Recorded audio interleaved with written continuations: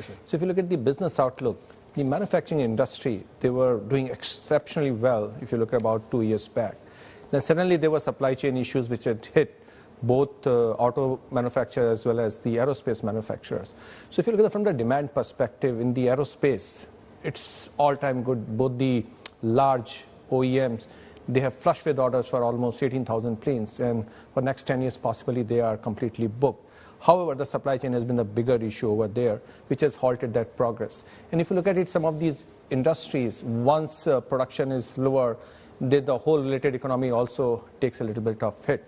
But that said, it could be after effects of COVID, where many of the manufacturers, they ramped up their production capacity significantly, and then they see, hey, there's a lot of pile-up of inventory at some of their customers, and they are ramping it down.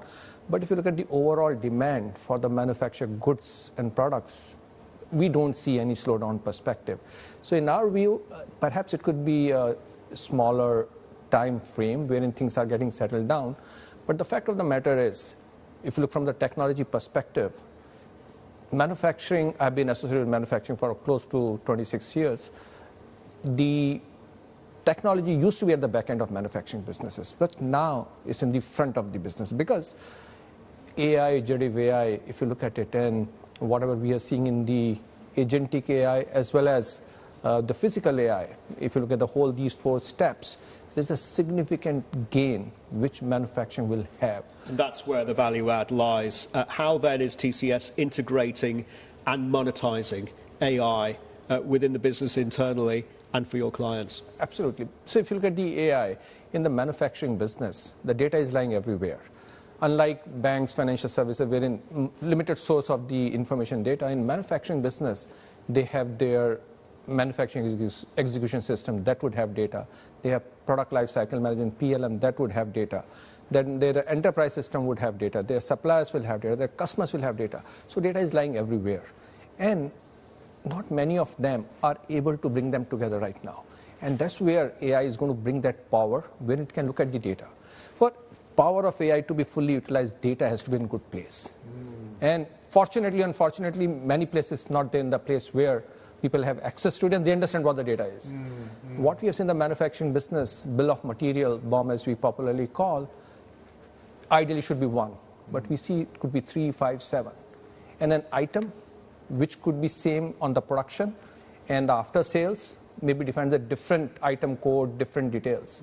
So you have a situation where the production is stuck for a specific item and you don't know about, hey, it's lying in the after sales and you can bring it in. So I think that's where AI can be as trivial as that to fix, to go much more. Yeah, I mean, the upside from AI is almost unimaginable for manufacturing, right? But I know, Anupam, that from your experience with your clients and doing channel checks, etc., manufacturing has been a slow adopter of AI. What is holding it back?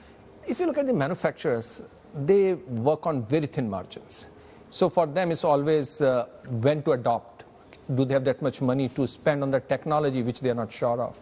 But you would be surprised, in the last 18 months, me being in this role, the appetite among manufacturers to adopt this extremely high. They are launching greenfield, brownfield plants. They want to bring the latest of the technology.